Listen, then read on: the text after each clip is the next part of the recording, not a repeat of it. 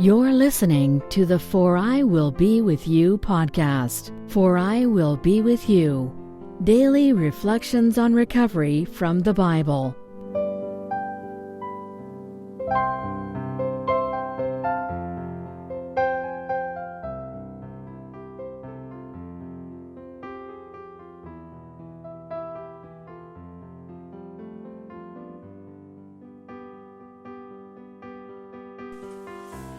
Welcome back to the For I Will Be With You podcast for the 20th week of the year from May 13th to May 19th, covering Exodus 28:2 to Exodus 29:1. So we are now in a phase of the Torah, of the book of Exodus, that describes a lot of the detail that went into building the tabernacle, the Mishkan, in the wilderness. As the Israelites were wandering in the wilderness of Mount Sinai for 40 years, they were instructed by God to build a tabernacle. And the tabernacle was basically a small version of what would eventually become the temple in Jerusalem. It was kind of like a travel-size version of the temple.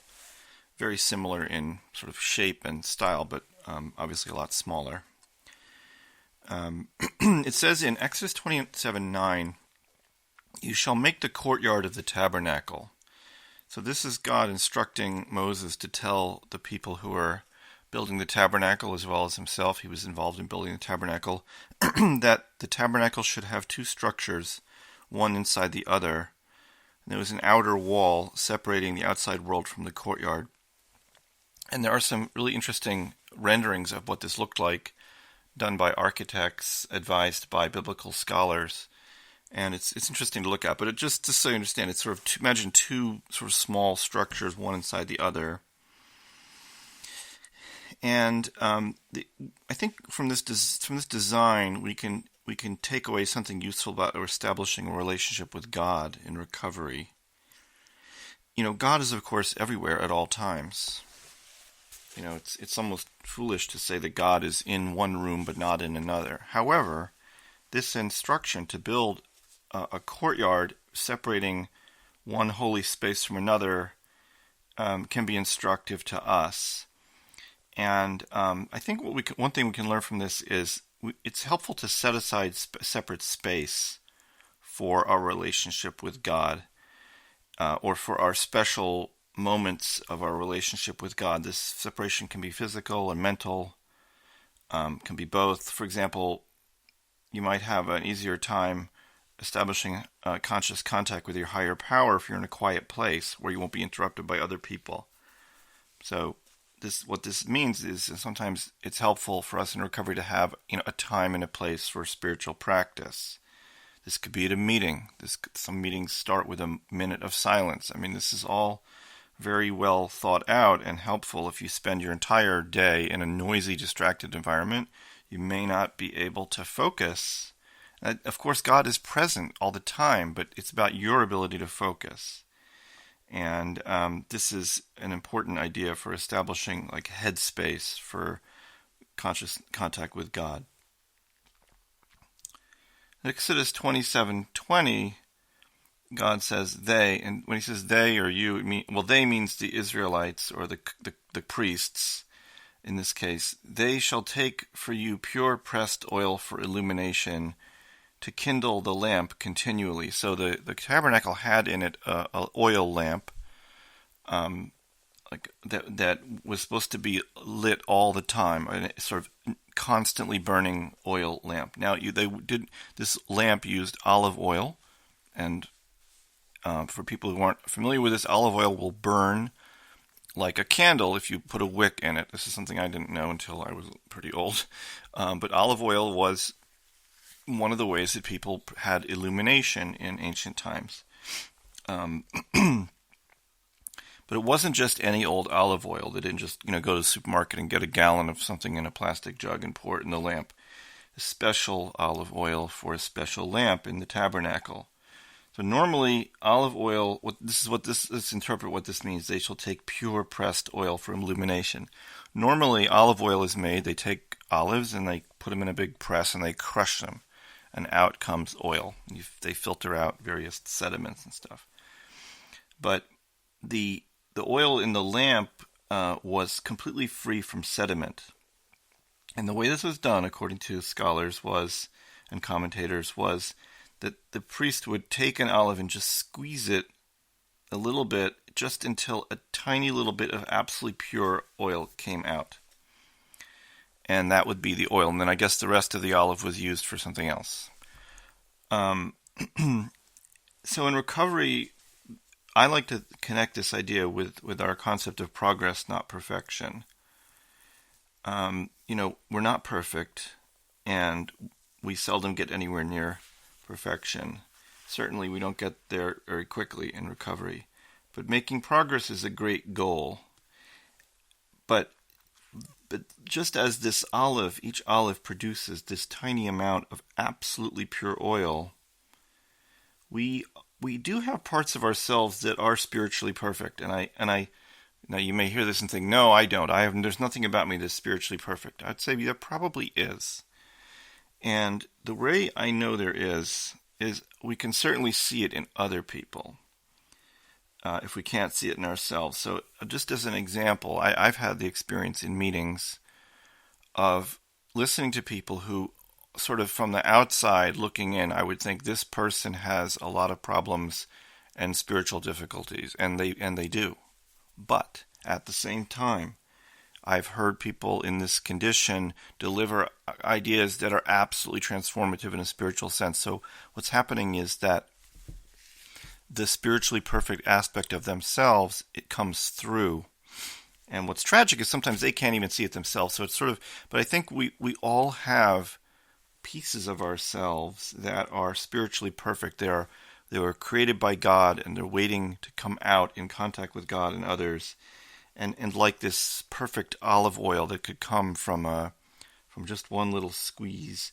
And I think that we owe it to ourselves, and we owe it to the program too, to try and find these aspects of ourselves and bring them to the surface to light up, to illuminate the program like this oil, this perfect oil.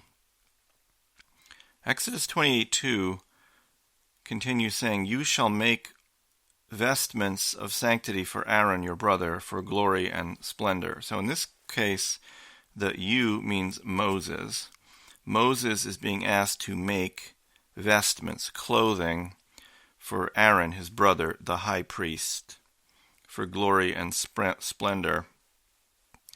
So what the Torah is talking about here is the priest, the Levite, wearing this very beautiful and elaborate outfit when he performed special services to God in the tabernacle. So, and again, there's some fascinating rendering, images of what this looked like done by biblical scholars and people who know how to draw. And you can see recreations of this priestly outfit. It had different parts on it, and we'll talk about those in a minute. But it was, very elaborately sewn with all kinds of ornamentation, colors, and different kinds of threads. And I'm sure it looked amazing when it was being used. And as the Bible says, the goal was to imbue the priest with glory and splendor. Maybe this can make us think about the glory and splendor that we can achieve through this service of God. It elevates us and wraps us in glorious, splendid robes, so to speak. Conscious contact with God is a glorious experience. And I think we should seek it and cherish it in recovery. And we can use this glorious feeling to fill those holes in our souls that we used to fill with addiction and acting out behavior. There's a lot of interesting stuff that you can take out from this idea, though, that the priest had to wear special garments. For one thing, interesting thing is that Moses himself is being asked to make the vestments. And you think, really? Moses himself had to sew them.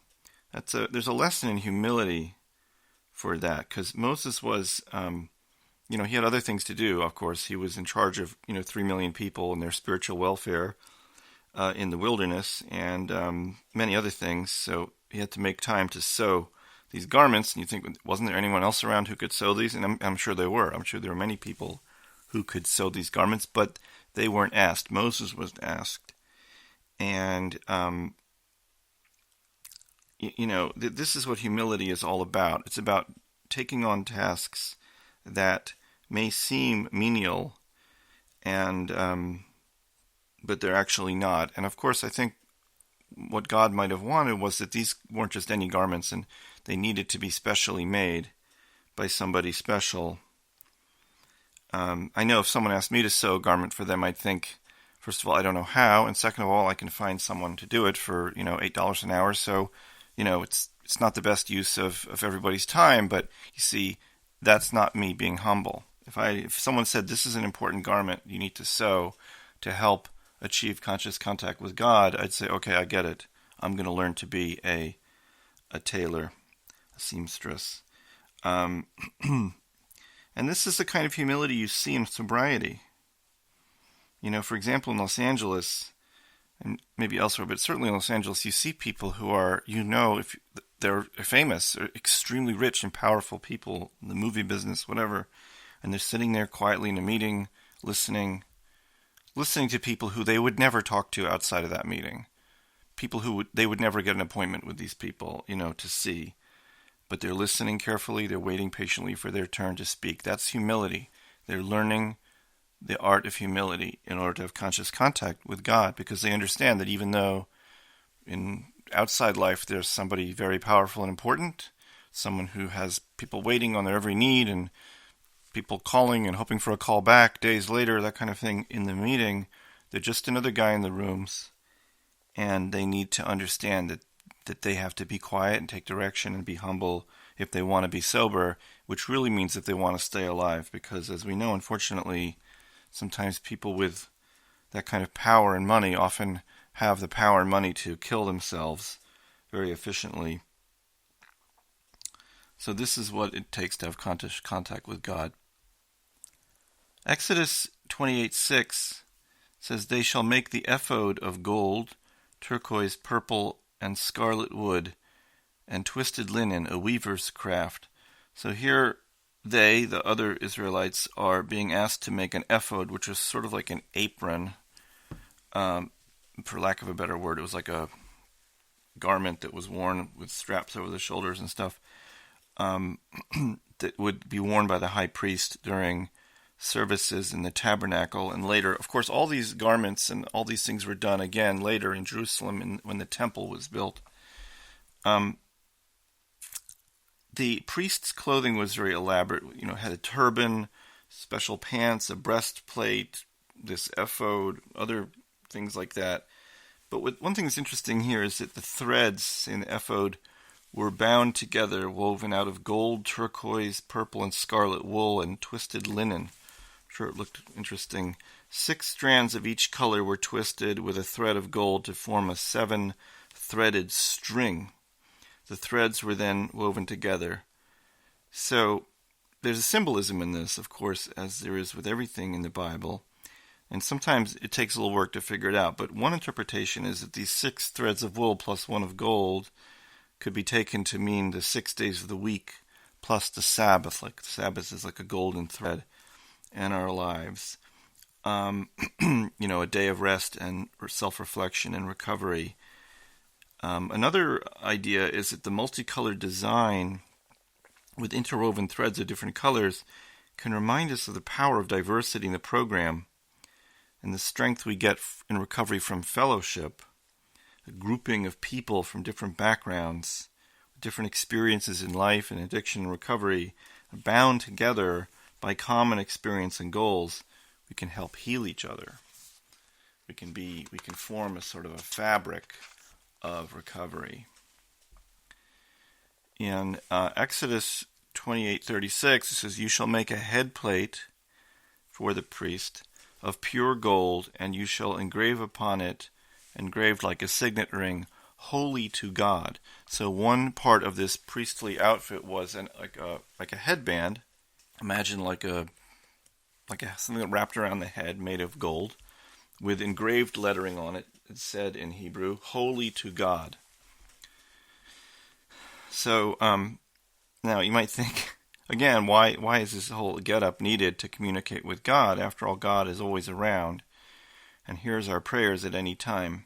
So if this is true, however, when we prepare ourselves, such as by paying attention to the way we look and the way we act, the communication usually goes a little better.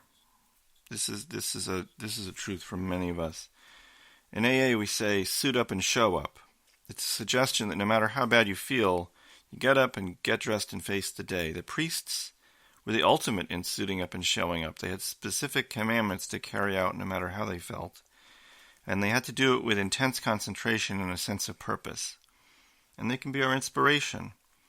Think about it, and think about it like this. What if everybody that you met in life, and especially in the rooms, had a headband on that said, Holy to God? Everybody in the room. Because it's easy to forget that everyone, even people we don't like, are holy to God. Everyone is God's child. And you're wearing that headband right now, even if you can't tell. Exodus 28:38 says, It, meaning the headplate, it shall be on his head always, to bring them favor from God. So what this verse is saying is that the priest is supposed to wear this headplate all the time to bring them favor from God. Now, if you pay attention to the text closely, if you read Exodus carefully, you'll notice a contradiction in the text, because the priest is only supposed to wear this headband when he's doing the sacrificial services, which is certain times of the day and certain times of the year, right? So you have to go deeper than the text. As always in Bible study, you have to go under the surface of the text if you really want to get at what's going on. So this contradiction can be resolved. The fact that he's being told here to wear this headband all the time, and he's being told elsewhere not to wear it. It's actually forbidden for him to wear it when he's not performing services.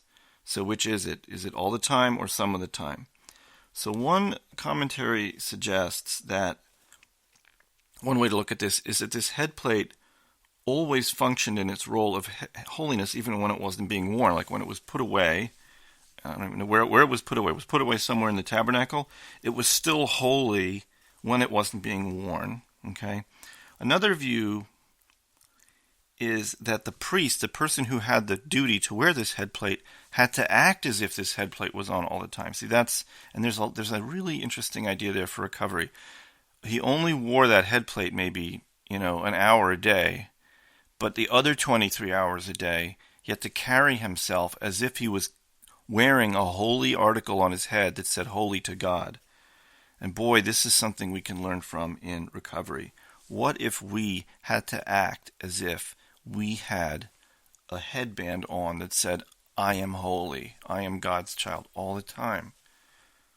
And of course, that's difficult because we're not wearing that. But we should remember that we are always in the presence of God, and we have the ability to act holy or carry ourselves in a holy way. And that will enrich our lives and enrich our recovery.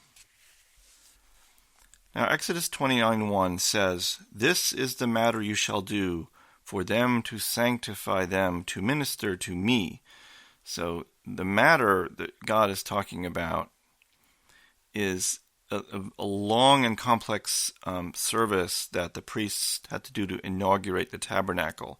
So the Bible explains in great length how the tabernacle was designed, then how it was built, and then in order to sort of switch it on, so to speak, to inaugurate it, there were all kinds of rituals they had to do to inaugurate the tabernacle.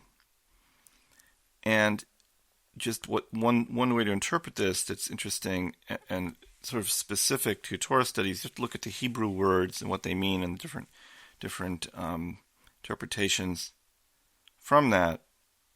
So the way this reads in Hebrew, it says, This is the matter you shall do.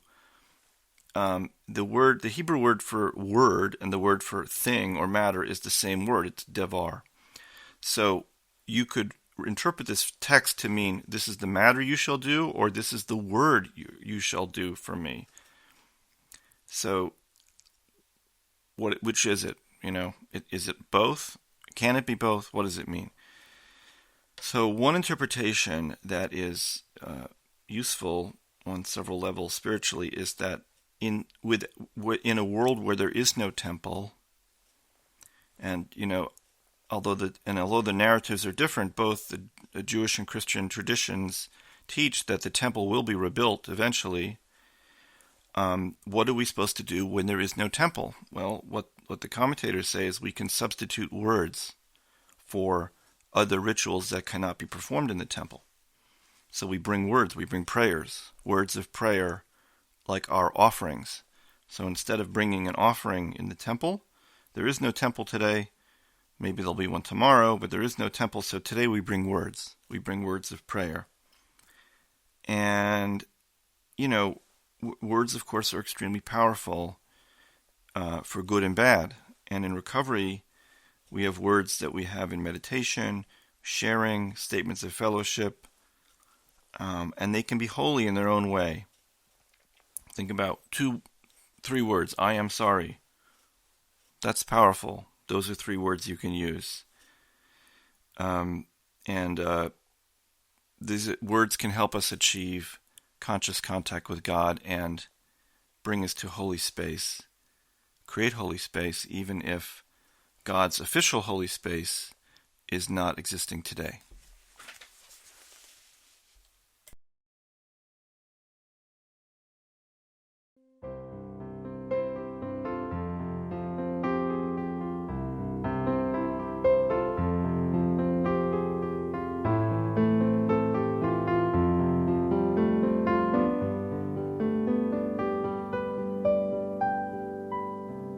You've been listening to the For I Will Be With You podcast. Daily reflections on recovery from the Bible. www.foriwillbewithyou.com